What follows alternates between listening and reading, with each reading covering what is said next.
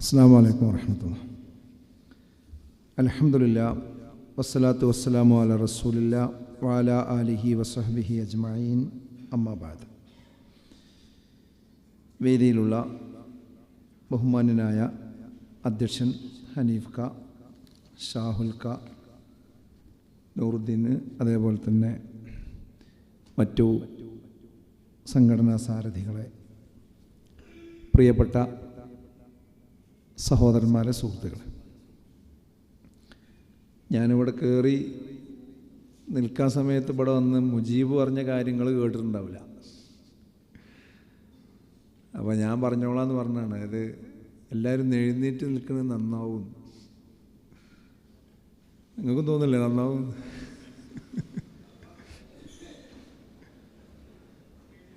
ആ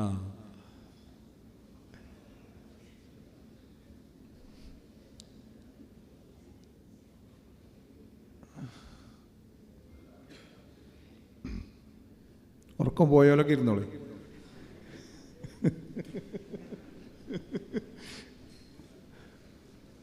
ഉറക്കം പോകാത്തവർക്ക് നിൽക്കാം.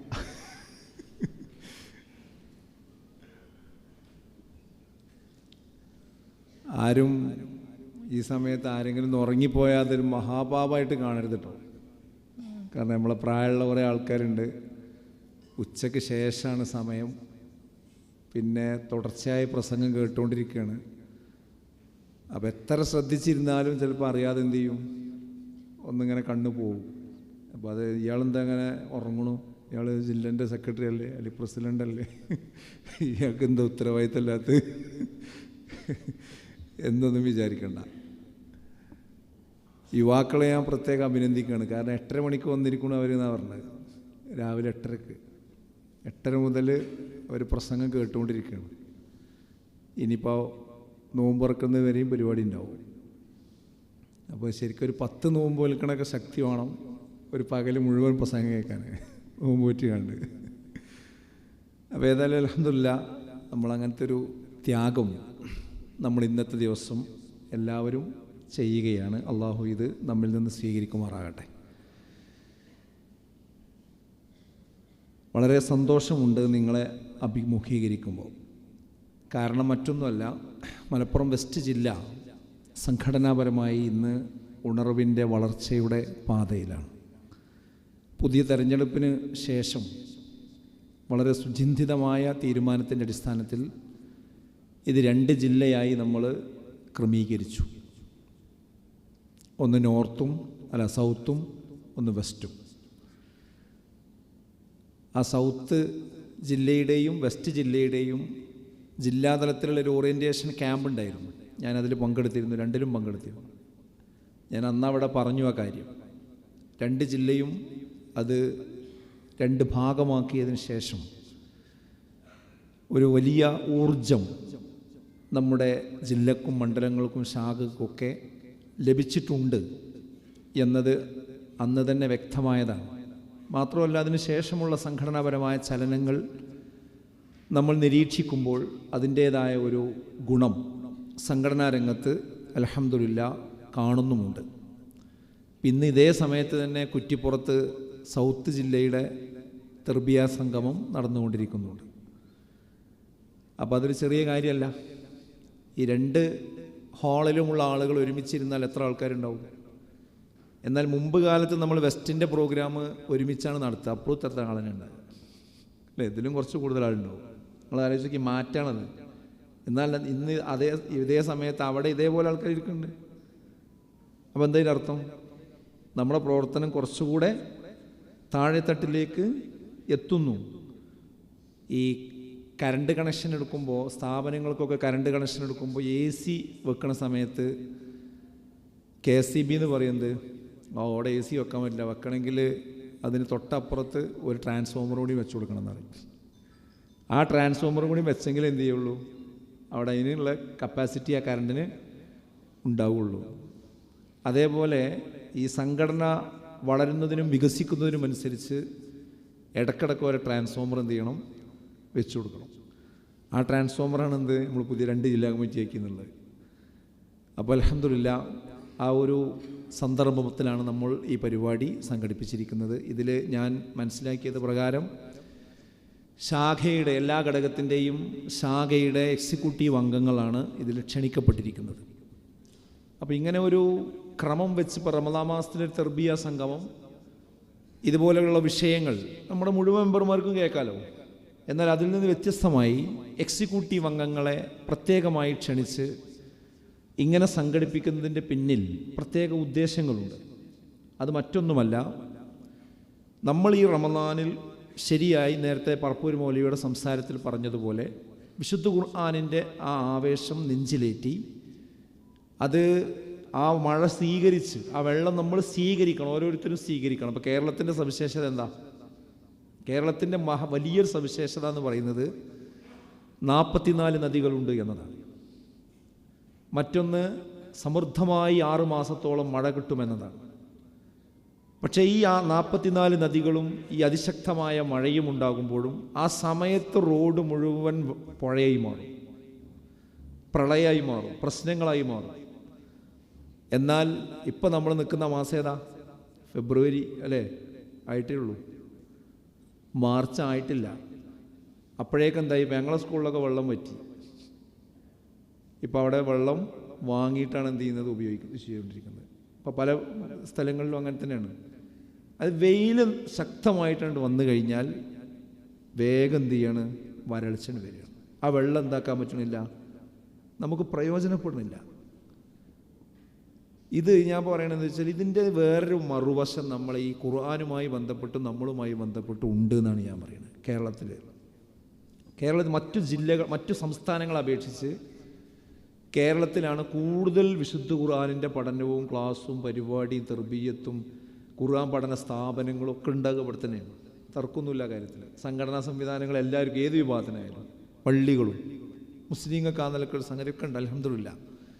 പക്ഷേ ഈ നടക്കുന്ന ഖുർആൻ പഠന പരിപാടികൾ നടക്കുന്നതിനനുസരിച്ച്, അല്ലെങ്കിൽ ആ വിശുദ്ധ ഖുർആനാകുന്ന മഴ പെയ്യുന്നതിനനുസരിച്ച് ആ വെള്ളം എത്ര പേർക്ക് ഉപകാരപ്പെടുന്നുണ്ട്, നിലനിർത്താൻ കഴിയുന്നുണ്ട്. ജീവിതത്തിൻ്റെ പച്ചയായ യാഥാർത്ഥ്യങ്ങൾ ഉണ്ടാകുമ്പോൾ, പ്രശ്നങ്ങൾ ഉണ്ടാകുമ്പോൾ, പൊരിവെയിലത്ത് നിൽക്കേണ്ടി വരുമ്പോൾ ഈ വിശുദ്ധ ഖുർആനാകുന്ന മഴയെ എത്രത്തോളം നമുക്ക് അതിൻ്റെ തണലും തണുപ്പും പ്രയോഗിക്കുവാൻ കഴിയുന്നുണ്ട് എന്ന കാര്യത്തിൽ നമ്മൾ ഓരോരുത്തരും ഒരു പുനർവിചിന്തനത്തിന് വിധേയമാകേണ്ടതുണ്ട്. അതായത് ഖുർആനാണ്, ആ ഖുർആൻ അവനാനും ഇങ്ങോട്ട് പ്രയോജനപ്പെടുക എന്ന് പറഞ്ഞ സംഭവം ഉണ്ടല്ലോ, അതിൽ നമുക്കെന്തുണ്ട്? പ്രശ്നങ്ങളുണ്ട്. അത് നമ്മൾ ഒന്നുകൂടി എന്ത് ചെയ്യണം? ക്ലിയർ ആക്കേണ്ടതുണ്ട്. അത് നമ്മുടെ സംഘടനയുടെ എക്സിക്യൂട്ടീവ് അംഗങ്ങൾ കൂടുതൽ അതെന്ത് ചെയ്യേണ്ടതുണ്ട്? ശ്രദ്ധിക്കേണ്ടതുണ്ട് എന്ന തീരുമാനത്തിൻ്റെ അടിസ്ഥാനത്തിൽ തന്നെയാണ് ജില്ലാ കമ്മിറ്റി ഇങ്ങനെ നിങ്ങളെ ഈ രൂപത്തിൽ വിളിച്ചു കൂട്ടാനുള്ള കാരണം. അതിൽ വേറൊരു സന്തോഷമുള്ളത് എന്താണെന്ന് ചോദിച്ചാൽ, ഇതൊരു എല്ലാ പ്രായക്കാരുടെയും ഒരു സംഗമമാണ്. ഇതിൽ നമ്മുടെ യൂത്ത് ഉണ്ട്, സ്റ്റുഡൻസ് ഉണ്ട്, മുതിർന്ന ഘടകമുണ്ട്, അല്ലേ? എല്ലാവരും ഉണ്ട്. എല്ലാവരും ഒരു കുടുംബം പോലെയാണെന്ത് ഇവിടെ ഒരുമിച്ച് കൂടിയിരിക്കുന്നത്. നമ്മുടെ കെട്ടുറപ്പിനെ ഇൻഷാ അല്ലാഹ് കൂടുതൽ ശക്തിപ്പെടുത്തുവാനും കാരണമാകും. അള്ളാഹു അതിന് തൗഫീക്ക് നൽകി അനുഗ്രഹിക്കുമാറാകട്ടെ. ഇവിടെ എനിക്ക് നിങ്ങളോട് സംസാരിക്കാൻ വേണ്ടി നിർദ്ദേശിക്കപ്പെട്ടിരിക്കുന്ന വിഷയം എന്ന് പറയുന്നത് സമകാലിക മുസ്ലിങ്ങളും അതിൽ അവർ നേരിടുന്ന വെല്ലുവിളികളും പരിഹാരങ്ങളും എന്നുള്ള വിഷയമാണ്.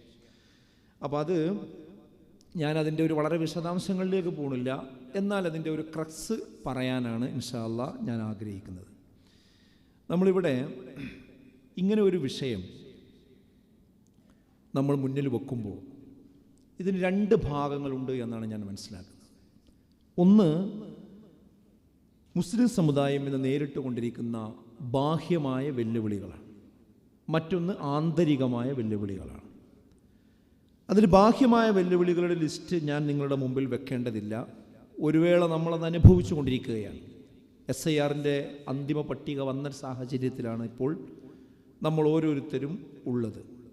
നിയമപരമായ ഭീഷണികൾ മുമ്പില്ലാത്ത രീതിയിൽ ഇന്ന് ഇന്ത്യൻ മുസ്ലിമീങ്ങളെ വേട്ടയാടിക്കൊണ്ടിരിക്കുന്നുണ്ട് എന്നതിൻ്റെ ഉദാഹരണമാണ് പൗരത്വ ഭേദഗതി ബില്ല് പാസ്സാക്കി അത് നടപ്പാക്കി അതിൻ്റെ ചട്ടങ്ങൾ ഉണ്ടാക്കിക്കൊണ്ടിരിക്കുന്ന ഒരു നാട്ടിലുമാണ് നമ്മൾ ജീവിക്കുന്നത് എന്നത്. അതുപോലെ തന്നെ NRCയുമായി ബന്ധപ്പെട്ട പ്രശ്നങ്ങൾ, ഏക സിവിൽ കോഡുമായി ബന്ധപ്പെട്ടുകൊണ്ടുള്ള വിഷയങ്ങൾ, അവസാനം വഖഫ് ഭേദഗതി നിയമത്തിൽ വന്നു നിൽക്കുന്ന ഒരുപാട് മേഖലകളിൽ മുസ്ലിങ്ങളുമായി ബന്ധപ്പെട്ടുകൊണ്ടുള്ള വിഷയങ്ങൾ നമ്മുടെ മുമ്പിൽ ഒന്നുണ്ട്. മറ്റൊന്ന് സാമൂഹികമായ അപരവൽക്കരണം ഇന്ന് വൻതോതിൽ നടന്നുകൊണ്ടിരിക്കുന്നുവെന്നതാണ്. ഇടക്കിടക്ക് കിളിർത്തു വരുന്ന ഉയർന്നു വരുന്ന വിവാദമാണ് ഹിജാബുമായി ബന്ധപ്പെട്ടുകൊണ്ടുള്ള വിവാദങ്ങൾ. അത് ശക്തമായി തന്നെ പല സന്ദർഭങ്ങളിൽ അത് നമ്മുടെ സമൂഹത്തിൽ കടന്നു വന്നുകൊണ്ടിരിക്കുന്നുണ്ട്. ഭക്ഷണത്തിൻ്റെ പേരിൽ, ബീഫിൻ്റെ പേരിൽ ഒക്കെ പ്രശ്നങ്ങൾ വന്നുകൊണ്ടിരിക്കുകയാണ്. ഇന്ന് സിനിമകൾക്ക് മാർക്കറ്റ് കിട്ടാൻ ഏറ്റവും നന്നായി അവർ ഉപയോഗപ്പെടുത്തിക്കൊണ്ടിരിക്കുന്നത് ഇസ്ലാം ചേരുവകൾ അതിൽ ചേർത്ത് വെക്കുക എന്നതാണ്. ഇസ്ലാമിനെയും മുസ്ലിമീങ്ങളെയും സ്പർശിക്കുന്ന ഒരു സിനിമയാണെങ്കിൽ അതിന് കാഴ്ചക്കാരുണ്ട്, അതിന് പ്രേക്ഷകരുണ്ട്. ഇസ്ലാമിനെയും മുസ്ലിമീങ്ങളെയും സ്പർശിക്കുന്ന ഒരു ചാനൽ ചർച്ചയാണെങ്കിൽ അതിൻ്റെ റേറ്റിംഗ് വളരെ വലുതാണ്. ഇസ്ലാമിനെയും മുസ്ലിമീങ്ങളെയും സ്പർശിക്കുന്ന സംവാദങ്ങളാണെങ്കിൽ അതിന് കേൾവിക്കാരുണ്ട്. ഇസ്ലാമിനെയും മുസ്ലിമീങ്ങളെയും പരാമർശിക്കുന്ന എഴുത്തുകളും സോഷ്യൽ മീഡിയ ഇടപെടലുകളുമാണ് എങ്കിൽ അതിന് റേറ്റുണ്ട്. ഇസ്ലാമിനെയും മുസ്ലിമീങ്ങളെയും അപരവൽക്കരിക്കുന്നതിന് വേണ്ടിയുള്ള രാഷ്ട്രീയമായ നീക്കങ്ങളാണെങ്കിൽ ആ പ്രസ്താവനകൾക്ക് വലിയ വാർത്താ പ്രാധാന്യമുണ്ട്. എന്തിനും ആർക്കും എവിടെയും എടുത്തുകൊട്ടാവുന്ന ചെണ്ടകളായി ഇന്ന് മുസ്ലിം സമുദായത്തെ മാറ്റിക്കൊണ്ടിരിക്കുന്ന ദയനീയമായ കാഴ്ചയാണ് ഒരു ഭാഗത്ത് നമ്മൾ കണ്ടുകൊണ്ടിരിക്കുന്നത്. ആൾക്കൂട്ട കൊലപാതകത്തിൻ്റെ കാര്യം നമ്മൾ പറയേണ്ടതില്ല. ചരിത്രങ്ങളാണ് ഏതൊരു സമൂഹത്തിൻ്റെയും കരുതിവെപ്പ് എന്ന് പറയുന്നത്, കാത്തുവെപ്പ് എന്ന് പറയുന്നത്. എന്നാൽ ഒരു സമൂഹത്തെ ഇല്ലായ്മ ചെയ്യുന്നതിൻ്റെ ആദ്യപടി എന്ന് പറയുന്നത് അവരുടെ ചരിത്രത്തിൻ്റെ വേരുകൾ കൊത്തിയറുക്കുക എന്നതാണ്. അങ്ങനെ ഒരു വിഭാഗം ഇവിടെ ഉണ്ടായിട്ടേയില്ല. നമ്മൾ സംസാരിക്കുന്നത് പരപ്പനങ്ങാടിയിൽ വെച്ചുകൊണ്ടാണ്. പരപ്പനങ്ങാടി എന്ന് പറയുന്നത് തിരൂരങ്ങാടിക്ക് അടുത്തുള്ള പ്രദേശങ്ങളാണ്. ആ തിരൂരങ്ങാടിക്ക് ഒരു ചരിത്രമുണ്ട്. ഒരു MK ഹാജി എന്ന് പറയുന്ന മഹാമനുഷ്യനുണ്ട്. ഈ പ്രദേശത്തിലൂടെ കടന്നു പോകുന്ന സന്ദർഭത്തിൽ അദ്ദേഹത്തിൻ്റെ പേര് ഏതെങ്കിലും ഒരർത്ഥത്തിൽ ഉച്ചരിക്കാത്ത ഒരു സന്ദർഭം ഉണ്ടാകില്ല. ഞാൻ ഇന്ന് വരുമ്പോൾ, ഞാൻ വണ്ടിയിൽ എൻ്റെ സുഹൃത്തുമായി വരുമ്പോൾ അവനിവിടെ എത്തിയപ്പോൾ സ്വാഭാവികമായിട്ട് പറഞ്ഞു, ഞാൻ പഠിച്ച സ്ഥലം ഇവിടെയാണ് എന്ന്. ഞാൻ ഇത്ര വർഷം ഇവിടെ പഠിച്ചിട്ടുണ്ട് എന്ന് പറഞ്ഞു. ആ സമയത്ത് പറഞ്ഞു വന്നപ്പോൾ എങ്ങനെ ഇവിടെ എത്തിയെന്ന് ചോദിച്ചപ്പോൾ എൻ്റെ പിതാവ് ഇവിടെയായിരുന്നു ജോലി ചെയ്തിരുന്നതെന്ന് പറഞ്ഞു. എൻ്റെ പിതാവ് ഇവിടെ ജോലി ചെയ്യാനുണ്ടായ കാരണം എൻ്റെ പിതാവ് ഇവിടെയാണ് പഠിച്ചു വളർന്നത് എന്ന്. അന്ന് MK ഹാജിയുടെ തണലിലാണ് എൻ്റെ പിതാവ് വളർന്നത് എന്നത്. അള്ളാഹു അദ്ദേഹത്തിന് മഗ്ഫിറത്ത് നൽകി അനുഗ്രഹിക്കുമാറാകട്ടെ. ഞാൻ പറയുന്നത്, ചില മനുഷ്യന്മാർ ഇവിടെ ജീവിച്ചു പോയിട്ടുണ്ട്. ആ ജീവിച്ചു പോയ മനുഷ്യന്മാർ ഇവിടെ ഉഴുതുമറിച്ച ഈ ഭൂമിയിലാണ് ഇന്ന് നമ്മൾ വിളവിറക്കിക്കൊണ്ടിരിക്കുന്നത്. അവർ ഒന്നുമില്ലായ്മയിൽ നിന്നുണ്ടാക്കിയെടുത്തത്, ആ ഉണ്ടാക്കിയെടുത്ത ബിൽഡിങ്ങുകളാകട്ടെ, സ്ഥാപനങ്ങളാകട്ടെ, സംവിധാനങ്ങളാകട്ടെ, പള്ളികളാകട്ടെ, അതിന് ഇന്ന് വരുന്ന കേടുപാടുകൾ തീർക്കാൻ പോലും അവർ സഹിച്ച ത്യാഗത്തിന്റെ ചെറിയൊരു ശതമാനം സഹിക്കാൻ നമുക്ക് എത്ര പേർക്ക് കഴിയുന്നുണ്ട് എന്ന് ഈ ഘട്ടത്തിൽ നമ്മൾ ചിന്തിച്ചു പോകേണ്ടതുണ്ട് എന്ന് സാന്ദർഭികമായി ഞാൻ പറയുകയാണ്. ഞാൻ പറഞ്ഞത്, ഈ തിരൂരങ്ങാടിയുടെ ചരിത്രത്തെ നമ്മൾ ഇല്ലാതെയാക്കുകയാണെങ്കിൽ, MK ഹാജി എന്ന മനുഷ്യന്റെ ചരിത്രത്തെ ഇവിടെ നിന്ന്, ഈ പ്രാദേശിക ചരിത്രത്തിൽ നിന്ന് വെട്ടിമാറ്റുകയാണെങ്കിൽ, അടുത്ത ഒരു തലമുറ വരുമ്പോൾ ഈ MK ഹാജിയെ കുറിച്ച് സംസാരിക്കില്ല, ഈ ഭൂമിയെക്കുറിച്ച്, ഈ ഭൂമിശാസ്ത്രത്തെക്കുറിച്ച് സംസാരിക്കില്ല. അതുകൊണ്ട് തന്നെ ഇങ്ങനെ ഒരു വിഭാഗം ഇവിടെ ഉണ്ടായി, ഈ നാടിൻ്റെ പിന്നിൽ പ്രവർത്തിച്ച ഒരു സമൂഹം, ഒരു സമുദായം ഇന്നവരാണ് എന്ന് അടുത്ത തലമുറക്കറിയില്ല. അപ്പോൾ ആ തലമുറയെ പിന്നെ ഇല്ലാതെയാക്കാൻ എത്രയും വേഗത്തിൽ കഴിയും. അതിന് ചരിത്രത്തെ ഇല്ലായ്മ ചെയ്യുക എന്നതാണ് ആവശ്യം. സ്ഥലത്തിൻ്റെ നാമങ്ങൾ ഇല്ലാതെയാക്കുക എന്നതാണ് ആവശ്യം. ഇന്നതല്ലേ നടന്നുകൊണ്ടിരിക്കുന്നത്? എത്രയെത്ര സ്ഥലനാമങ്ങൾ മാറ്റിക്കൊണ്ടിരിക്കുന്നു. അതുപോലെ തന്നെ ചരിത്രങ്ങൾ, യഥാർത്ഥ ചരിത്രങ്ങളെ പാഠപുസ്തകങ്ങളിൽ നിന്ന് വെട്ടി ഒതുക്കിക്കൊണ്ടിരിക്കുന്നു. ഇത് നമ്മൾ ബാഹ്യമായി ഇന്ന് നേരിട്ട് കൊണ്ടിരിക്കുന്ന വെല്ലുവിളികളാണ് മുസ്ലിം സമൂഹം. ഇത് ഞാൻ പറഞ്ഞ് വിശദീകരിക്കേണ്ട, നിങ്ങൾക്ക് എല്ലാവർക്കും അറിയാവുന്ന കാര്യമാണ്. എന്നാൽ ഈ വെല്ലുവിളികൾക്ക് മുമ്പിൽ മുസ്ലിം സമുദായം എന്ത് നിലപാട് സ്വീകരിക്കണം? ഒന്നെനിക്ക് പറയാനുള്ളത്, നമ്മൾ ഒരിക്കലും തന്നെ പതറിപ്പോകാൻ പാടില്ല എന്നതാണ്. ഇതൊക്കെ കാണുമ്പോഴേക്ക് അങ്ങോട്ടും ഇങ്ങോട്ടും പറഞ്ഞ് നിരാശപ്പെട്ട് അങ്ങനെയുള്ള ഒരു സാഹചര്യത്തിലേക്ക് ഒരിക്കലും പോകാൻ പാടില്ല. കാരണം വിശുദ്ധ ഖുർആൻ സൂറത്ത് ആൽ ഇംറാനിലെ 139 ആയത്തിൽ പറഞ്ഞ ആയത്ത് നമുക്ക് എന്നും ഒരു കരുത്തായിട്ടുണ്ടാകണം. വലാ തഹിനൂ വലാ തഹ്സനൂ വഅൻതുമുൽ അലൗന ഇൻ കുൻതും മുഅ്മിനീൻ. നിങ്ങൾ ദുർബലരാകരുത്, നിങ്ങൾ ദുഃഖിക്കരുത്, നിങ്ങൾ വിശ്വാസികളാണെങ്കിൽ നിങ്ങൾ തന്നെയാണ് ഉത്തമന്മാർ. എന്ന വിശുദ്ധ ഖുർആനിൻ്റെ ആ വാചകം, ആ ആയത്ത് നമ്മൾ നെഞ്ചിലേറ്റണം. ഒരിക്കലും ഏത് പ്രശ്നം ഉണ്ടാകട്ടെ, ഇതിലും വലിയ പ്രശ്നങ്ങളിലൂടെയാണ് ഇസ്ലാമിക ചരിത്രം ഒഴുകിയിട്ടുള്ളത്. പ്രവാചകന്റെ കാലം എടുത്തു നോക്കിയാൽ, അതിനുശേഷം ഖുലഫാഉർ റാഷിദീങ്ങളുടെ കാലം എടുത്തു നോക്കിയാൽ, അതിനുശേഷം ഓരോ നൂറ്റാണ്ടുകളിലും മുസ്ലിം സമുദായം നേരിടേണ്ടി വന്നിരിക്കുന്ന പ്രശ്നങ്ങൾ ലോകാടിസ്ഥാനത്തിൽ പരിശോധിച്ചു നോക്കിയാൽ, ഇന്ത്യൻ മുസ്ലിമീങ്ങൾ അനുഭവിച്ച പ്രശ്നങ്ങളിലൂടെ കടന്നുപോയാൽ, ഇന്ത്യ വിഭജനത്തിന്റെ കാലഘട്ടത്തിൽ, ഇന്ത്യയും പാകിസ്ഥാനും തമ്മിൽ വിഭജിക്കുന്ന കാലഘട്ടത്തിൽ കൂട്ടപ്പലായനങ്ങളിലൂടെ മുസ്ലിം ജനസാമാന്യം അനുഭവിച്ച പ്രതിസന്ധികളിലൂടെ കടന്നുപോയാൽ, അവിടുന്ന് ഇങ്ങോട്ട് വന്നാൽ, കേരളത്തിന്റെ മണ്ണിലേക്ക് കടന്നു വന്നാൽ, ഈ കേരള സമൂഹത്തിൽ മലബാർ കലാപവുമായി ഉണ്ടായിരിക്കുന്ന പ്രശ്നങ്ങൾ, വാഗൺ ട്രാജഡി ചരിത്രം നമ്മുടെ മുമ്പിലുണ്ട്. ഈ മലബാർ പ്രദേശത്ത് നടന്ന മാപ്പിള സമരങ്ങളുണ്ട്, അതിൽ ഒരുപാട് ആളുകളുടെ കൊലപാതകങ്ങളുണ്ട്. ആ സമയത്ത് KM മൗലവിയെ പോലെയുള്ള മഹാരഥന്മാരായ പണ്ഡിതന്മാർ ആത്മീയ തലത്തിലും, KM സീതി സാഹിബിനെ പോലെയുള്ള ആളുകൾ രാഷ്ട്രീയ തലത്തിലും ഈ സമുദായത്തെ ഉയർത്തിക്കൊണ്ടുവരുന്നതിന് വേണ്ടി അവർ ചെയ്ത കഠിനാധ്വാനത്തിന്റെ, ത്യാഗത്തിന്റെ തിച്ചൂളകൾ നമ്മുടെ മുമ്പിലുണ്ട്. ഇതൊക്കെയുണ്ട്. ഞാൻ പറയുന്നത്, അങ്ങനെ കടന്നു വന്നവരാണ് നമ്മൾ. ഇന്ന് കുറെ പുതിയ രൂപത്തിൽ നമ്മൾ കുറെ പ്രശ്നങ്ങൾ അഭിമുഖീകരിച്ചിരിക്കുന്നു എന്ന് മാത്രം. അതും നമുക്ക് ഇൻഷാ അല്ലാഹ് തരണം ചെയ്യാൻ കഴിയും. ഒരിക്കലും തന്നെ നമ്മൾ ഇതിൻ്റെ ഒന്നും മുമ്പിൽ നമ്മളെല്ലാം നഷ്ടപ്പെട്ടവരായി എന്നുള്ള ഒരു വിചാരത്തിലേക്ക് ഒരിക്കലും പോകാൻ പാടില്ല. പക്ഷേ വെറുതെ അങ്ങ് പറഞ്ഞാൽ പറ്റില്ല. ഞാൻ 2 തരം വെല്ലുവിളി നമുക്കുണ്ട് എന്ന് ഞാൻ പറഞ്ഞല്ലോ. അതിൽ രണ്ടാമത്തെ വെല്ലുവിളിയാണ് നമ്മുടെ ഏറ്റവും പ്രധാനപ്പെട്ട പ്രശ്നം. അത് നമ്മുടെ ആഭ്യന്തരമായ വെല്ലുവിളികളാണ്. ഇത് ബാഹ്യമായ വെല്ലുവിളികളാണെങ്കിൽ, നമ്മൾ അഭിമുഖീകരിച്ചു കൊണ്ടിരിക്കുന്ന ആഭ്യന്തരമായ ശൈഥില്യങ്ങൾ, വെല്ലുവിളികൾ, അതിനെ നമുക്ക് അഡ്രസ്സ് ചെയ്യാൻ കഴിഞ്ഞാൽ ബാഹ്യമായ വെല്ലുവിളികൾ നമുക്കൊരു പ്രശ്നമേ അല്ല.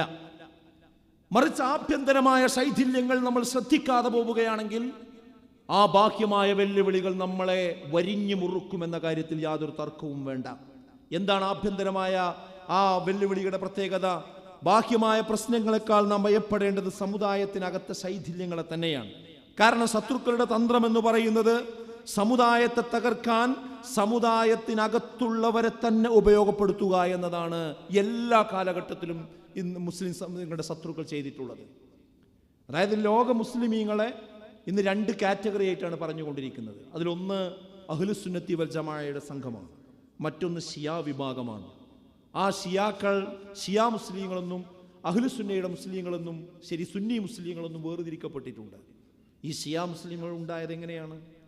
അത് ഇസ്ലാമിനെ തകർക്കാൻ, ഇസ്ലാമിൻ്റെ ഉള്ളിലേക്ക് ഈ ബഹുദൈവ വിശ്വാസത്തിൻ്റെ എലമെന്റുകൾ കടത്തിക്കൊണ്ടുവരാൻ, ഖബർ പൂജയെ കടത്തിക്കൊണ്ടുവരാൻ, ഈ അന്ധവിശ്വാസങ്ങളും അനാചാരങ്ങളും കടത്തിക്കൊണ്ടുവരാൻ, ഈ ശകുനത്തിൻ്റെ വിശ്വാസങ്ങൾ കടത്തിക്കൊണ്ടുവരാൻ ജൂതന്മാർ ഉണ്ടാക്കിയ, മുസ്ലിം സമുദായത്തിൽ നിന്നുണ്ടാക്കിയ വിറക് കൊള്ളികളുടെ ആ പേരാണ് യഥാർത്ഥത്തിൽ ഷിയാക്കൾ എന്ന് പറയുന്നത്. അത് പണ്ടേ അങ്ങനെയാണ്. ആ രീതി തന്നെയാണ് ഇപ്പോഴും നമ്മുടെ നാട്ടിൽ എന്ത് ചെയ്യുന്നത്, സംഭവിച്ചുകൊണ്ടിരിക്കുന്നത്. അത് നമ്മൾ തിരിച്ചറിയേണ്ടതുണ്ട്. ഇന്ന് നിങ്ങൾക്കറിയാം, നല്ല മുസ്ലിം, ചീത്ത മുസ്ലിം എന്ന 2 ബൈനറിയാണ് ഇന്നുണ്ടാക്കിക്കൊണ്ടിരിക്കുന്നത്. നമ്മുടെ വെല്ലുവിളികൾ കറക്റ്റ് നമ്മൾ പോയിന്റ് ഔട്ട് ചെയ്യണം. അത് മനസ്സിലാക്കുമ്പോഴേ നമുക്ക് പ്രശ്നത്തിൽ നിന്ന് രക്ഷപ്പെടാൻ കഴിയുള്ളൂ. അതായത് ഭരണകൂടത്തിന് വഴങ്ങുന്നവൻ നല്ലവനും ആദർശത്തിൽ നിലനിൽക്കുന്നവൻ തീവ്രവാദിയും. ഇത് മതത്തിൻ്റെ സാമൂഹ്യ വേരുകൾ കൊത്തിയിറക്കുന്നതിന് വേണ്ടിയുള്ള ഒരു പണിയാണ്, ഒരു ബൈനറി കൊണ്ടല്ലാണ്. അത് നമ്മൾ ശ്രദ്ധിക്കേണ്ടതുണ്ട്.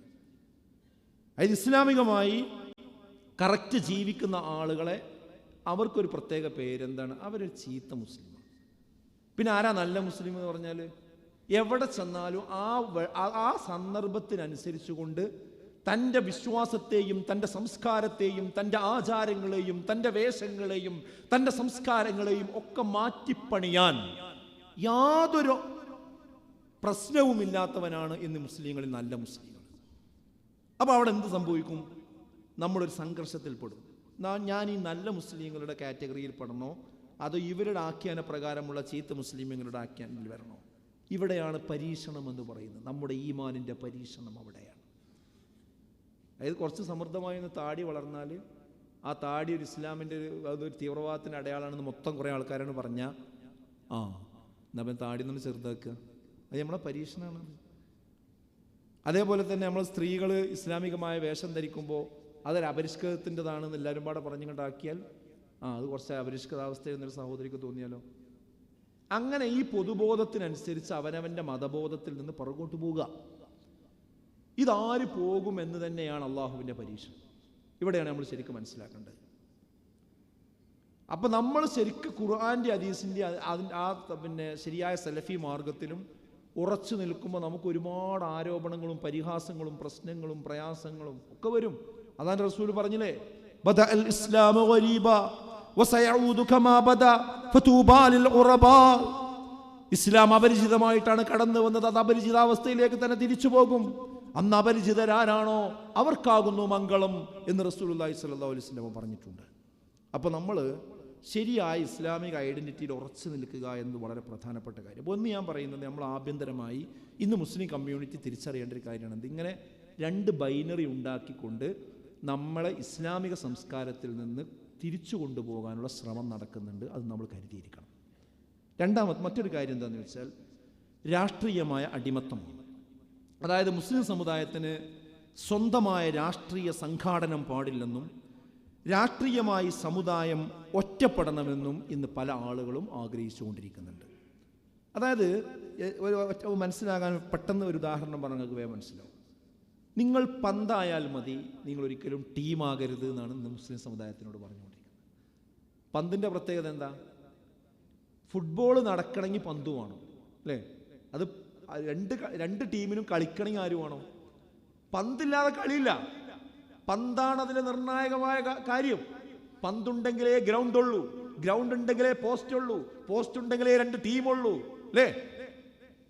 അപ്പോൾ അതിന് തട്ടാൻ ഒരു പന്ത് വേണം. പക്ഷെ ഈ പന്തിന് എന്ത് കിട്ടുന്നു? പന്തിനെന്താ കിട്ടുക? പന്തിന് എല്ലാവരെയും അടി കിട്ടും, തല കൊണ്ടുള്ള മുട്ട് കിട്ടും, ഷോൾഡർ കൊണ്ടുള്ള തട്ട് കിട്ടും, അല്ലേ? കാലുകൊണ്ടുള്ള പെട കിട്ടും. അത് കണ്ട മുള്ളിലും അതുപോലെ തന്നെ തൊടിയിലും ഒക്കെ പോയി വീഴും. എന്നിട്ട് ആ ടീമാണ് ജയിച്ചാലോ പന്തിനായിരിക്കും ഓർമ്മയുണ്ട്. ആരാ ജയിച്ചത്? ടീം ജയിച്ചു. ആ ടീം ജയിച്ചത് എങ്ങനെ? അതിന്റെ കോച്ചാരാ? കോച്ച് രംഗത്ത് വരും. അന്ന് വരെ, ആ സമയം വരെ രംഗത്തില്ലാത്ത കോച്ച് രംഗത്ത് വരും, അല്ലേ? അദ്ദേഹത്തെ കുറിച്ച് പറഞ്ഞുകൊണ്ടിരിക്കും, പാടിപ്പുകഴ്ത്തും. പിന്നെ കുറച്ചുകൂടി പോയാലോ സ്പോർട്സ് മന്ത്രി രംഗത്ത് വരും. കുറച്ചുകൂടി അങ്ങോട്ട് പോയാലോ അത് ഭരണത്തിന്റെ തിളക്കമായി അവതരിപ്പിക്കും. പക്ഷേ ഇതിന് തട്ടാൻ ഉപയോഗിച്ച പന്തിനെ ആർക്കും ഓർമ്മയുണ്ടാകാറില്ല. ഇതുപോലെ മുസ്ലിം സമുദായത്തെ നിങ്ങൾക്ക് എന്തെങ്കിലും ആവശ്യമുണ്ടെങ്കിൽ നിങ്ങൾ ഞങ്ങളോടൊക്കെ പറഞ്ഞാൽ മതി. നിങ്ങളൊക്കെ സംരക്ഷിക്കാൻ ഞങ്ങളെല്ലാവരും ഇവിടെ ഉണ്ട്. നിങ്ങൾ ടീമായി കളിക്കാൻ പാടില്ല. നിങ്ങൾ ആവശ്യത്തിന് വേണ്ടി നിങ്ങൾ ടീമാകാൻ പാടില്ല. അഥവാ സംഘടിക്കാൻ പാടില്ല, രാഷ്ട്രീയമായി സംഘടിക്കാൻ പാടില്ല. അങ്ങനെ സംഘടിച്ചാൽ അത് തീവ്രവാദമാണ്, അത് പ്രശ്നമാണ്. അത് വേറെ ഇവിടുത്തെ ഒരു സമുദായത്തിന് പ്രശ്നമല്ല. വേറെ ഏതൊരു സമുദായവും ടീമാകാം, ആ ടീമിനെ കൂട്ടിപ്പിടിക്കാം, അതിനൊന്നും ആർക്കും കുഴപ്പമില്ല. പക്ഷെ മുസ്ലിം സംഘാടനം ഇവിടെ നടക്കാൻ പാടില്ല. അത് നടന്നു കഴിഞ്ഞാൽ അത് പ്രശ്നമാകുന്നു, അത് തീവ്രവാദമാകുന്നു എന്ന രീതിയിലേക്കാണ് ഇന്ന് കാര്യങ്ങൾ അവതരിപ്പിച്ചു പോയിക്കൊണ്ടിരിക്കുന്നത്. അതുകൊണ്ടാണ് നമുക്കറിയാം, പിന്നെ KM മൗലവിയെ പോലെയുള്ള മഹാരഥന്മാരായ പണ്ഡിതന്മാർ കൃത്യമായ ദീർഘവീക്ഷണത്തോടു കൂടിയാണ് മുജാഹിദ് പ്രസ്ഥാനത്തിന് അഥവാ കേരള നേതൃത്വത്തിൽ മുജാഹിദീന് രൂപം നൽകിയതും ഇന്ത്യൻ യൂണിയൻ മുസ്ലിം ലീഗിന് രൂപം നൽകിയതും. അവര് തന്നെയാണ് രൂപം കൊടുത്തത്. മുജാഹിദ് പ്രസ്ഥാനത്തിന്റെ മുൻഗാമികളാണ് ഇതിന് രൂപം കൊടുത്തത്. എന്തിന്? ഈ ശിർക്കിൽ നിന്നും ബിദ്അത്തിൽ നിന്നും ആത്മീയമായ ശൂന്യതയിൽ നിന്നും മുസ്ലിം സമുദായത്തെ രക്ഷപ്പെടുത്തണമെങ്കിൽ അതിശക്തമായ തൗഹീദിന്റെ പ്രഭാഷണം ഇവിടെ നടക്കണം. ബിദ്അത്തിനെതിരെയുള്ള പടയോട്ടം ഇവിടെ നടക്കണം. ശരിയായ സലഫിന്റെ മാതൃക ഇവിടെ പഠിപ്പിക്കപ്പെടണം. അതിന് ഇവിടുത്തെ സുന്നികളുമായിട്ടും ഇവിടുത്തെ ജമാഅത്തുകാരുമായിട്ടും ഇവിടുത്തെ മറ്റ് മുസ്ലിം സംഘടനകളുമായിട്ടും ഒരുമിച്ച് നിന്നാൽ ആ കാര്യം നടക്കില്ല. കാരണം അവരുടെ രീതി അതല്ല. അതുകൊണ്ട് അതിന് വേറിട്ട് നിൽക്കണം. ആ രംഗത്ത് പ്രഭാഷണങ്ങൾ നടക്കണം, ആവശ്യമെങ്കിൽ സംവാദങ്ങൾ നടക്കണം, മുഖാമുഖങ്ങൾ നടക്കണം, എഴുത്തുകൾ നടക്കണം, രചനകൾ നടക്കണം. അത് നടക്കണമെന്ന് പറയുകയല്ല, നടത്തി കാണിക്കുക കൂടി ചെയ്തു അവര്. അതൊരു തലം. അപ്പോഴേ മനുഷ്യന്മാർക്ക് ആത്മീയമായി ഉന്മേഷം ഉണ്ടാവുള്ളൂ, വേർതിരിവുണ്ടാവുള്ളൂ, യഥാർത്ഥ തൗഹീദിന്റെ അവകാശികളായി മാറുള്ളൂ, അള്ളാഹുവിന്റെ സഹായത്തിന് അവർ അർഹരാവുകയുള്ളൂ. പക്ഷെ അതോടൊപ്പം എന്ത് വേണം? മുസ്ലിം സമുദായത്തിന്റെ വിദ്യാഭ്യാസപരമായ ആവശ്യങ്ങൾ നിർവഹിക്കപ്പെടണം, മുസ്ലിം സമുദായത്തിന്റെ ഭരണപരമായ ആവശ്യങ്ങൾ നിർവഹിക്കപ്പെടണം, അവർക്ക് വിദ്യാഭ്യാസത്തിനുള്ള സ്ഥാപനങ്ങൾ ഉണ്ടാകണം, അതിന് ഭരണപരമായിട്ടുള്ള സംവിധാനങ്ങൾ ഉണ്ടാകണം. അവർ വിറക് വെട്ടികളും അതുപോലെ തന്നെ വെള്ളം കോരികളുമായി കഴിഞ്ഞുകൂടിയാൽ പോരാ, അവർക്കും ഗവൺമെന്റിന്റെ ഉദ്യോഗ സ്ഥലങ്ങളിലേക്ക് അവരെത്തണം. അപ്പോഴേ അവർക്ക് ഔന്നിത്യം ഉണ്ടാവുകയുള്ളൂ. ആ ഔന്നിത്യം ഉണ്ടാകാൻ വെറും മുജാഹിദുകൾ മാത്രം വേറിട്ട് നിന്നാൽ മാത്രം പോരാ.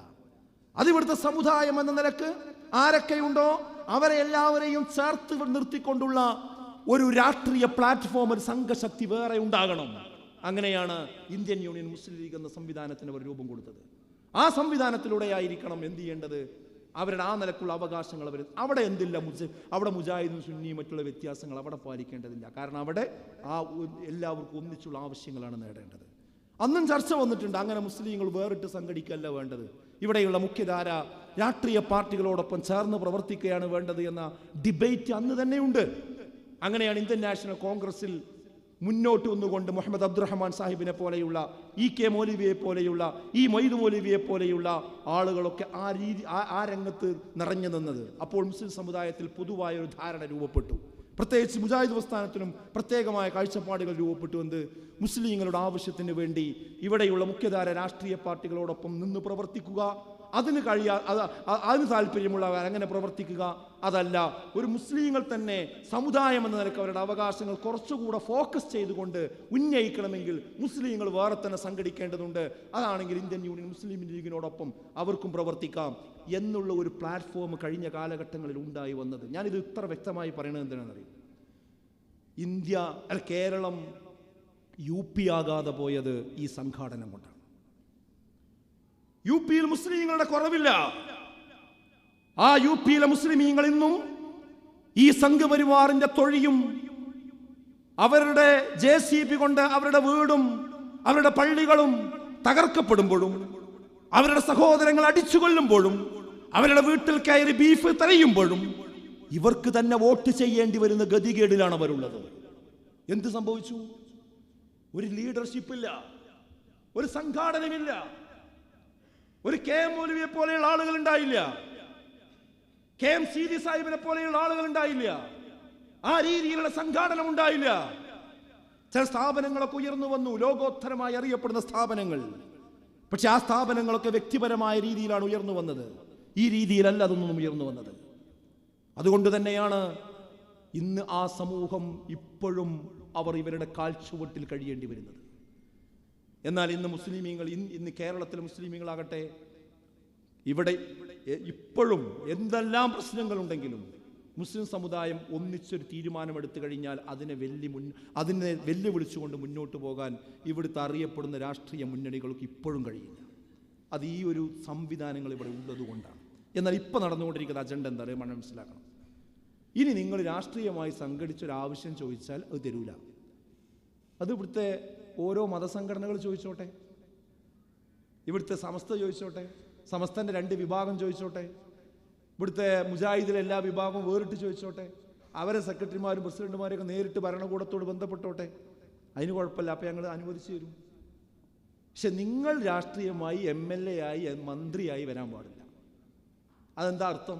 നിങ്ങൾ പന്തായാൽ മതി, ഞങ്ങളുടെ ആവശ്യത്തിന് വേണ്ടി തരാതരം ഉപയോഗിക്കുവാനുള്ള പന്തായി നിന്നാൽ മതി എന്നാണ് പറഞ്ഞതിൻ്റെ അർത്ഥം.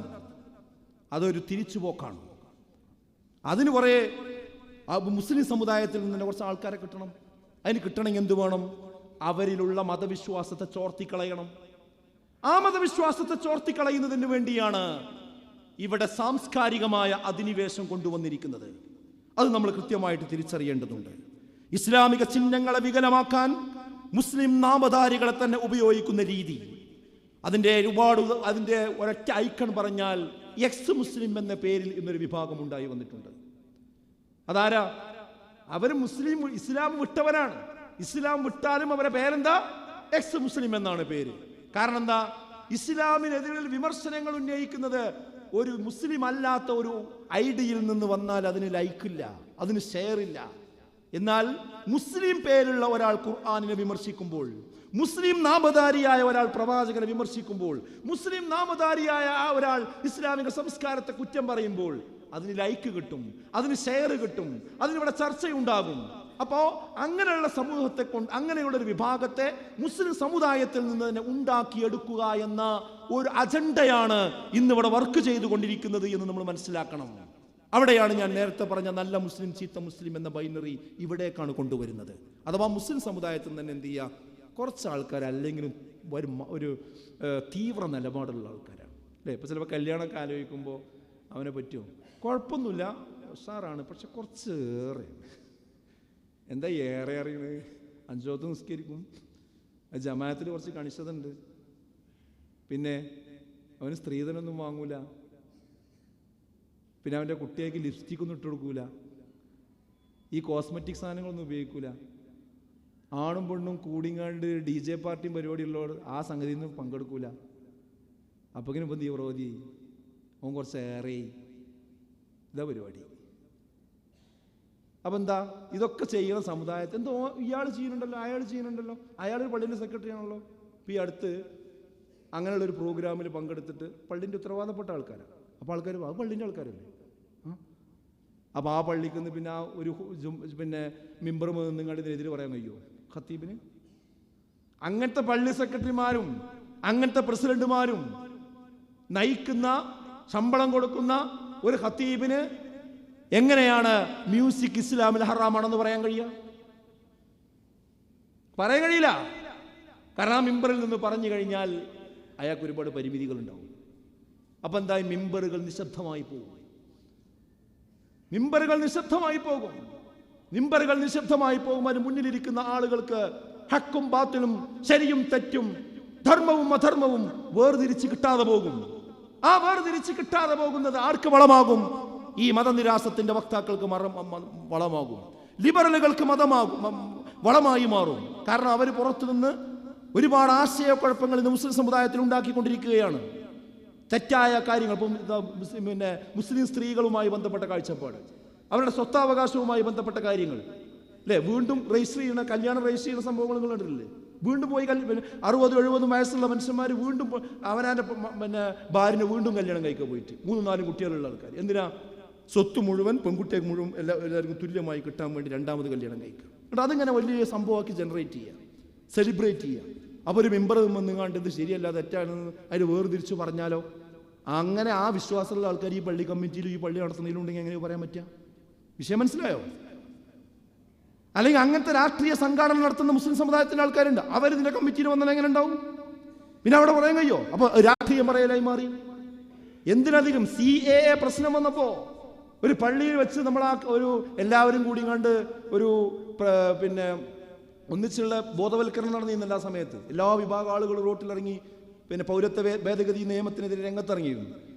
അപ്പോൾ ചില പള്ളികളിൽ നോക്കി അതിനെല്ലാവരും പോകണം, അതിന് കാശ് കൊടുക്കണം, അതിൻ്റെ സംഘാടനത്തിന് പൈസ കൊടുക്കണം എന്ന് പ്രഖ്യാപിച്ചപ്പോൾ ആ പള്ളിയിൽ നിന്ന് ഇറങ്ങിപ്പോകുന്ന വ്യക്തി പറയണേ ഞാൻ കൊടുക്കൂല, അത് മുസ്ലിങ്ങളെ നന്മക്ക് വേണ്ടിയാണ് കേന്ദ്ര സർക്കാർ കൊണ്ടുവന്നത്, എന്തിനാ ഇവിടെ ഈ മിമ്പർമ വെച്ച്? അത് രാഷ്ട്രീയല്ലേ? അത് രാഷ്ട്രീയല്ലേ? അന്ന് ജുമാക്ക് പങ്കെടുത്ത ഒരാൾ ഈ പറയുന്ന കാര്യം കേവലം രാഷ്ട്രീയ കണ്ണിലൂടെ മാത്രം കണ്ട് പറയാൻ പറ്റുന്ന പാകത്തിലേക്ക്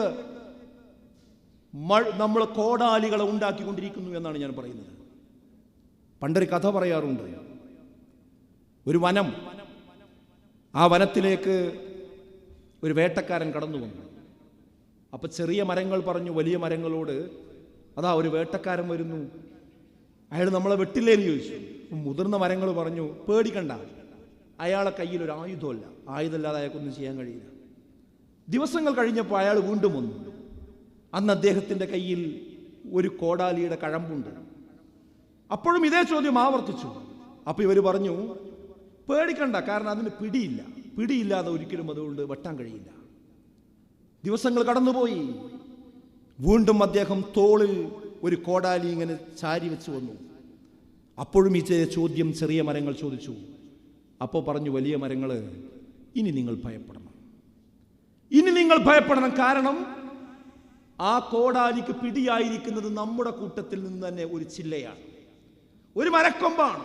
നമ്മുടെ കൂട്ടത്തിൽ നിന്നുള്ള ഒരാൾ തന്നെയാണ് നമ്മളെ വെട്ടാനുള്ള കോടാലിയുടെ കൈപ്പിടിയായി മാറിയിരിക്കുന്നത്. അതുകൊണ്ട് ഇനി നിങ്ങൾ ജാഗ്രത പാലിക്കണമെന്നാണ്. ഞാനത് ആവർത്തിച്ചു പറയുന്നു.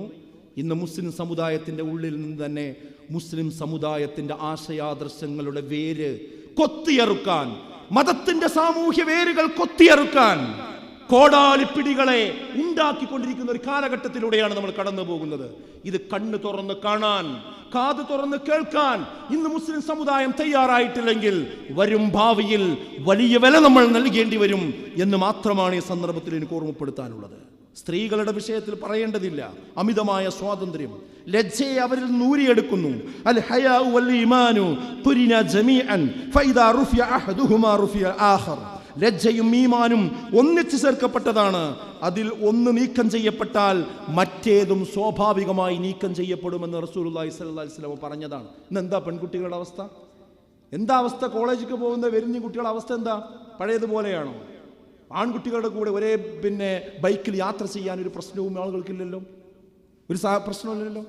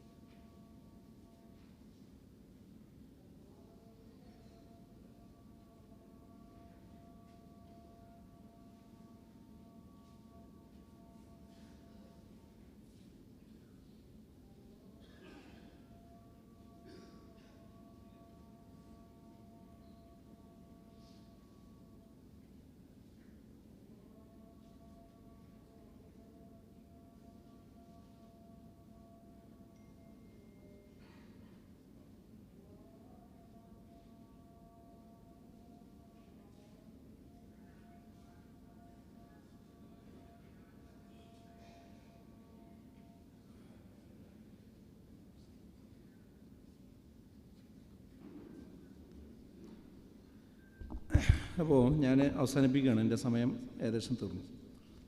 അപ്പോൾ ഞാൻ പറഞ്ഞതെന്താ വെച്ചാൽ, ഇന്ന് നമ്മൾ മുസ്ലിം പെൺകുട്ടികളുടെ സാഹചര്യം നമ്മൾ പരിശോധിച്ചതിന് മനസ്സിലാവും. അതുപോലെ തന്നെ ഒരു കരിയർ ഭ്രാന്ത് ഇന്ന് നമ്മുടെ കുട്ടികൾക്കിടയിൽ കടന്നു വന്നിട്ടുണ്ട്. അതായത് ജീവിക്കണത് എന്തിനാന്ന് ചോദിച്ചാൽ ഒരു ജോലിക്കാണെന്നുള്ള രൂപത്തിലാണ് ഇപ്പോൾ കാര്യങ്ങൾ പോകുന്നത്. നേരെ തിരിച്ചല്ലേ സത്യം? നമ്മൾ ജീവിക്കണത് ജോലിക്കല്ല, ജീവിക്കാൻ വേണ്ടി ഒരു ജോലിയാണ് ആവശ്യം. ജീവിതം എന്തിനാ? അത് പരലോകത്തേക്കുള്ളതാണ്. പരലോകത്താണ് നമുക്ക് എന്നും ജീവിക്കാനുള്ളത്. വല്ലാഖിറത്തു ഖൈറുൻ വഅബ്ഖ, ഏറ്റവും നല്ലതും എന്നും ബാക്കിയാകുന്നതും പരലോകത്താണ്. അപ്പോൾ ആ പരലോക ജീവിതത്തിലേക്ക് പോകേണ്ടവരാണ് വിശ്വാസികൾ. ആ വിശ്വാസമല്ലേ നമുക്ക് വേണ്ടത് ശരിക്ക്? ഇപ്പം എന്താ ചെയ്യണത്? അങ്ങനെ ഒരു പരലോകത്തെ മൊത്തം മറപ്പിച്ചിട്ട് ജീവിതം എന്ന് പറഞ്ഞാൽ ഇവിടെയാണ്. നിങ്ങളുടെ ലൈഫ് നിങ്ങൾ സെറ്റ് ചെയ്യുമെന്നാണ് പറയുന്നത്. നിങ്ങൾ വേഗം ലൈഫ് സെറ്റ് ചെയ്യും. അത് സെറ്റ് ചെയ്യണമെങ്കിൽ ഇതാ യൂറോപ്പിലേക്ക് പോകൂ, UK പോകൂ, മറ്റ് സ്ഥലങ്ങളിലേക്ക് പോകൂ. അതിന് ആൾക്കാരും സംവിധാനം, എന്നിട്ട് വീടും നാടും വിറ്റ് ആധാരം പണയം വെച്ച് രക്ഷിതാക്കൾ ലക്ഷങ്ങൾ കൊടുത്തിട്ട് എന്ത് ചെയ്യുക? അത് പഠിപ്പിക്കുക. ഞാൻ പഠിപ്പിക്കുന്നതിന് എതിരല്ല, പക്ഷെ ഇന്ന് എവിടേക്കായി പഠിപ്പിക്കുന്നത്? എന്താ പഠിച്ച് വരുന്നത് അറിയോ? തിരിച്ചുങ്ങാണ്ട് പഠിച്ചിട്ട് വരുമ്പോൾ നിങ്ങളിൻ്റെ വാപ്പയല്ല, പഠിച്ച് UK വരുമ്പോൾ നിങ്ങളിൻ്റെ അമ്മയല്ല, പഠിച്ചുങ്ങാണ്ട് ബാംഗ്ലൂരിൽ നിന്ന് ഇങ്ങോട്ട് വരുമ്പോൾ എനിക്ക് കുടുംബം വേണ്ട, പഠിച്ചുകൊണ്ട് മറ്റേ യൂണിവേഴ്സിറ്റിയിൽ നിന്ന് ഡിഗ്രി വാങ്ങിന് വരുമ്പോൾ എനിക്ക് വിവാഹം വേണ്ട, അല്ലേ? എല്ലാതും പാടെ പഠിച്ചതിൻ്റെ ഡോക്ടറേറ്റും സംവിധാനങ്ങളും ഒക്കെ ആയിട്ട് ഇങ്ങോട്ട് വരുമ്പോൾ എന്തിത്തെ ഇവരൊക്കെ തന്തവൈബല്ലേ? ഇത് പഠിപ്പിക്കാനേ നമ്മൾ ആധാരം കൊണ്ടുവച്ച് ഇതിനെ നമ്മൾ ലക്ഷങ്ങൾ കൊടുത്ത് എന്നിട്ട് ഈ പാവം സാധുക്കളായ വാപ്പാർ ഇവരെ മുമ്പിൽ ഇങ്ങനെ പൂച്ചാളമാതിരി ഒന്ന് കല്യാണത്തിന് സമ്മതിക്കുമോ? എന്നായിക്കോട്ടെ, ഞങ്ങളൊന്നും പറയുന്നില്ല. ഇജ് എവിടെ കണ്ടുപിടിച്ച ജവ് കെട്ടിക്കോ, അത് നമ്മളെ കൂട്ടത്തിൽപ്പെട്ടതാകണേ, അത്രേ ഉള്ളൂ. ഇനി അതും അല്ലെങ്കിലോ എന്നാൽ പിന്നെ നിങ്ങൾ വേറെ എവിടെയും ജീവിച്ചോളി. നേരാക്കാൻ ആർക്കും കഴിയില്ല. ഇതാ പഠിപ്പിച്ചത്. എന്തായി പഠിക്കണത്? ഈ പറഞ്ഞ എല്ലാ അജണ്ടകളും കുത്തി നിറച്ച സിലബസാണ് ഈ കുട്ടികൾ പഠിക്കണത്. ഞാൻ പറയണത് അതേ പഠിക്കണ്ടെന്നല്ല, ഈ ആധുനിക വിദ്യാഭ്യാസവും കാര്യങ്ങളും പഠിക്കുമ്പോൾ എന്തുവാണ് അതിൻ്റെ കൂടെ അതിൻ്റെ നെല്ലും പതിനും വേർതിരിക്കണ പഠനം വേറെ നടക്കണം. അതിന് നേരല്ല, അതിന് നേരല്ല. CREO, എൻ്റെ കുട്ടിക്ക് നാളെ പരീക്ഷയാണ്. QSLSO, പരീക്ഷയാണ്. ഖുർആൻ വിജ്ഞാന പരീക്ഷ, നാളെ വേറെ പരീക്ഷ ഉണ്ട്. എപ്പോൾ പരീക്ഷ? രാവിലെ 7 മണിക്ക് തുടങ്ങും കേട്ടോ, 5 മണി വരെ. 5 മണിക്ക് ശേഷം പിന്നെ 10 മണി വരെ ട്യൂഷൻ. ഇപ്പൊ ട്യൂഷൻ 10 മണി വരെയാണ് ഒരു ദിവസമെല്ലാം കേട്ടോ. ആ 10 മണി വരെ. പിന്നെ അത് കഴിഞ്ഞാൽ DJ പാർട്ടി, ട്യൂഷൻ സെന്ററിലൊക്കെ DJ പാർട്ടി. വാപ്പാൻ്റെ ഇമ്മാൻ്റെ ഇടയ്ക്ക് വരാനും വീട്ടിലേക്ക് വരാനും എവിടെ നേരമുള്ളത്? നമ്മൾ ശ്രദ്ധിക്കണം. എന്താണ് ഈ പഠിക്കുന്നത്? എവിടേക്കാണ് എത്തുന്നത്? ഏത് സിലബസ് പഠിച്ചു, ഏത് യൂണിവേഴ്സിറ്റിയിൽ പഠിച്ചു, ഏത് ഡിഗ്രി നേടി എന്നതല്ല വിഷയം. അത് പഠിച്ചിട്ട് അവൻ എങ്ങനെ പെരുമാറുന്നു എന്നതാണ് പ്രശ്നം. അവൻ കാഴ്ചവെക്കുന്ന കാഴ്ചപ്പാടെന്ത് എന്നതാണ് പ്രശ്നം. ആ കാഴ്ചപ്പാട് തെറ്റിപ്പോയിട്ടുണ്ടെങ്കിൽ നമ്മുടെ ട്രാക്ക് തെറ്റിയിരിക്കുന്നു എന്ന് തിരിച്ചറിയാൻ വൈകരുത് എന്നാണ് ഞാൻ പറയുന്നത്. ഇന്നത്തെ മുസ്ലിം സമുദായത്തിന്റെ ഏറ്റവും പ്രധാനപ്പെട്ട ഒരു വെല്ലുവിളി അത് തന്നെയാണ്. പണ്ട് നമ്മൾ വിദ്യാഭ്യാസത്തിന് വേണ്ടി മുറവിളി കൂട്ടി. ഇന്ന് നമ്മൾ ആ വിദ്യാഭ്യാസം പല ആളുകളും ഹൈജാക്ക് ചെയ്തുകൊണ്ട് അതിലൂടെ ഒരു ഭൗതിക പ്രമത്തമായ ഒരു സമൂഹത്തെ ഉണ്ടാക്കുകയും മതത്തോടൊരു പുച്ഛമായ സമീപനം ഉണ്ടാക്കാൻ വേണ്ടി അതിനെ ഒരായുധമാക്കി ഉപയോഗിക്കുകയും ചെയ്യുമ്പോൾ അവിടെ കൃത്യമായ ചില ഇടപെടലുകൾ നമ്മൾ രാഷ്ട്രീയമായി നടത്തേണ്ടതുണ്ട്, അതേപോലെ തന്നെ സാംസ്കാരികമായി നടത്തേണ്ടതുണ്ട്, മതപരമായി നടത്തേണ്ടതുണ്ട്, നമ്മുടെ വീടുകളിൽ നമ്മൾ ഇടപെടേണ്ടതുണ്ട്. ഇതൊക്കെ പറഞ്ഞിട്ട് ഇനി ആരും പഠിക്കണ്ടെന്ന് പറഞ്ഞുകൊണ്ട് പോവുകയല്ല വേണ്ടത്, പഴയ അവസ്ഥയ്ക്ക് പോവുകയല്ല വേണ്ടത്. പഠനത്തിലെ നെല്ലും പതിരും വേർതിരിക്കാൻ നമുക്ക് കഴിയണം. പഠിക്കേണ്ടതേ പഠിക്കാവൂ എന്ന് പറയണം. ഈ മാറ്റിത്തിരുത്തിയ ചരിത്രം പഠിക്കുമ്പോൾ അതിൻ്റെ യഥാർത്ഥ ചരിത്രം ഇന്നതാണെന്ന് പഠിക്കാൻ കഴിയണം. ഒരു ഭാഗത്ത് കാവ്യരാഷ്ട്രീയം പൊതിയുന്നു വിദ്യാലയത്തെ, മറുഭാഗത്ത് മതനിരാസം പൊതിയുന്നു. അതിൻ്റെ അപ്പുറത്ത് നമ്മുടെ കുട്ടികളൊന്നുമല്ലാതായി മാറിക്കൊണ്ടിരിക്കുന്നു. ഇവിടെയാണ് വിസ്ഡം ഇസ്ലാമിക് ഓർഗനൈസേഷനും അതിൻ്റെ പോഷക സംഘടനകളും വളരെ ക്രമപ്രവൃത്തമായി അനൗപചാരിക വിദ്യാഭ്യാസം എന്ന ഒരു വകുപ്പ് തന്നെ നമ്മൾ ഉണ്ടാക്കിയിട്ടുണ്ട്. അതെന്താ? ചെറിയ കുട്ടികൾക്ക് പ്രീ സ്കൂളിൻ്റെ പാഠപുസ്തകം മുതൽ, മദ്രസ പാഠപുസ്തകം മുതൽ, CRE സിലബസ് മുതൽ, QSLSൻ്റെ സിലബസ് മുതൽ, അങ്ങനെ ഒരാൾക്ക് പ്രായമാകുന്ന ആൾക്ക് ഇസ്ലാമികമായി പഠിക്കേണ്ട കാര്യങ്ങൾ സമയാസമയം കോർത്തിണക്കിക്കൊണ്ടുള്ള ഒരു വിദ്യാഭ്യാസ പദ്ധതിയാണ്. അതിൻ്റെ ചാർജുള്ളത് നമ്മുടെ ഡോക്ടർ ഷാനവാസിനാണ്. ഞാൻ പറയുന്നത് എന്തിനാണെന്നറിയോ? ഏത് യൂണിവേഴ്സിറ്റി, ഏത് കോളേജിൽ എവിടെ പോയി പഠിച്ചാലും ഈ പാരലൽ സംവിധാനത്തിലൂടെ കാര്യം കറക്റ്റ് ഒപ്പം കൊണ്ടുപോവുകയാണെങ്കിൽ ഈ പഠിക്കണിലെ നെല്ലും പതിരും ആർക്ക് വേർതിരിക്കാൻ പറ്റും? ഇവർക്ക് വേർതിരിക്കാൻ പറ്റും. അപ്പോൾ ഞാൻ നിങ്ങളോട് പറയണത് എന്താ അറിയോ? നമ്മളെ മക്കളെ കാര്യത്തിലെങ്കിലും CRE നടക്കുമ്പോഴും QSLS നടക്കുമ്പോഴും ഇതുപോലുള്ള പഠന സംവിധാനം നടക്കുമ്പോഴും നമ്മുടെ പീസ് റേഡിയോയിലും ജമീൽ ആപ്പിലും നടക്കുന്ന ആ പരിപാടികൾ തുറന്നു നോക്കിയിട്ട് അതിലൊക്കെ നമ്മളെ മക്കളും കുട്ടികളും ഉണ്ടെന്ന് ഉറപ്പുവരുത്തണം. ഇതൊന്നും ഉറപ്പുവരുത്താതെ അവൻ IAS ആണ്, അവൻ മറ്റേതാണ് മറിച്ചതാണെന്ന് കണ്ട് വിട്ട് വേറെ അവസാനം വീടുമില്ല, നാടുമില്ല, കുടുംബമില്ലാതെ ദീനുമില്ലാതെ പോകുന്നൊരവസ്ഥ ഇപ്പോൾ റമദാൻ മാസത്തിലാണല്ലേ നമ്മളുള്ളത്. ഇപ്പോൾ ഈ കഴിഞ്ഞ വർഷം എൻ്റെ മുമ്പിൽ വന്നൊരു പ്രശ്നമാണ്. ബാംഗ്ലൂരിൽ പഠിച്ച കുട്ടിയാണ്. ആ കുട്ടി വീട്ടിലെത്തിയിട്ട് അവനെന്തില്ല, പിന്നെ പള്ളിയിൽ പോണില്ല, നിസ്കരിക്കണില്ല, പള്ളിയിൽ പോണില്ല, വീട്ടിൽ നിന്ന് നിസ്കരിക്കണില്ല, റമദാൻ മാസമായി നോക്കുമ്പോൾ നോമ്പ് വിൽക്കണില്ല. അപ്പോൾ വീട്ടുകാരൊക്കെ പാടെ കൂട്ടിയിരുത്തിങ്ങാണ്ട് ചോദിച്ചു എന്താ ഇത് പരിപാടി എന്ന് ചോദിച്ചു. അപ്പോൾ വളരെ ഈസി ആയിട്ട് പറയണത്, നിങ്ങളാ വിശ്വസിക്കണ പഠിച്ചവനും പറയലൊക്കെ ഉണ്ടെങ്കിലല്ലേ ഇപ്പം ഇതിൻ്റെ ആവശ്യമുള്ളൂ. അപ്പോൾ ഇവൻ മതനിരാസത്തേക്ക് പോയി എന്നുള്ളത് മനസ്സിലാക്കാൻ പോലും അവർക്ക് പറ്റിയിട്ടില്ല, ഇവർക്ക് പറ്റിയില്ല. ഇവനെ രണ്ടാമത് പിന്നെ അങ്ങോട്ട് പറഞ്ഞേക്കാൻ പൈസ ഉണ്ടാക്കി കൊടുക്കുക. നല്ലോണം ആലോചനയുണ്ട്. അതുകൊണ്ട് ഇന്നത്തെ സമുദായത്തിൻ്റെ ഏറ്റവും വലിയ വെല്ലുവിളി എന്ന് പറയുന്നത് ആഭ്യന്തരമായ വെല്ലുവിളികളാണ്. അതിന് അഡ്രസ്സ് ചെയ്ത് കഴിഞ്ഞാൽ പിന്നെ ബാഹ്യമായ വെല്ലുവിളികളൊക്കെ അലല്ലാഹ് പടച്ചോൻ നമുക്കതിന് വഴി ഉണ്ടാക്കി തരും. അതോടൊപ്പം നമ്മുടെ അസ്തിത്വം തൗഹീദും സുന്നത്തും ശക്തമായി ഇവിടെ പ്രചരിപ്പിക്കുന്ന ഒരു സംവിധാനമാണ് നമ്മുടെ സംവിധാനം. അതോടൊപ്പം അത് ശക്തമായി നടക്കണം. അതോടൊപ്പം നമ്മുടെ രാഷ്ട്രീയ ആവശ്യങ്ങൾക്ക് വേണ്ടിയുള്ള സംഘാടനത്തിന് അതിൻ്റെ പ്ലാറ്റ്ഫോമിൻ്റെ ഭദ്രമായി നിലനിർത്തുമാണ്. അങ്ങനെ രണ്ട് കാഴ്ചപ്പാടോടുകൂടി, ശരിയായ കാഴ്ചപ്പാടോടുകൂടി സമുദായത്തെ നയിക്കാൻ നമുക്ക് കഴിഞ്ഞെങ്കിൽ മാത്രമേ വരാൻ പോകുന്ന കാലത്തെ നമുക്ക് അതിജയിക്കാൻ കഴിയുകയുള്ളൂ. ആ ഒരു തിരിച്ചറിവോടുകൂടി നിങ്ങൾ മുന്നോട്ട് പോകണമെന്ന് മാത്രം ഓർമ്മപ്പെടുത്തി ഞാൻ എൻ്റെ വാക്കുകൾ അവസാനിപ്പിക്കുകയാണ്. റമദാനാണ്. ഈ റമദാനിൽ നിങ്ങൾ ശ്രദ്ധിക്കേണ്ട സുപ്രധാനമായ കാര്യമെന്ന് പറയുന്നത് മറ്റൊന്നുമല്ല, നമ്മളോട് തന്നെ മത്സരിക്കാനുള്ള മാസമാണ് റമദാൻ. നമ്മൾ വേറൊരാളോട് മത്സരിക്കാനുള്ളതല്ല. അതായത് നമ്മുടെ വീടിനുള്ളിലെ ഒറ്റപ്പെട്ട നമസ്കാരശീലത്തെ തോൽപ്പിച്ച് പള്ളിയിലെ 1-ാം സഫിലെത്താൻ നമുക്ക് മത്സരിക്കാൻ കഴിയണം.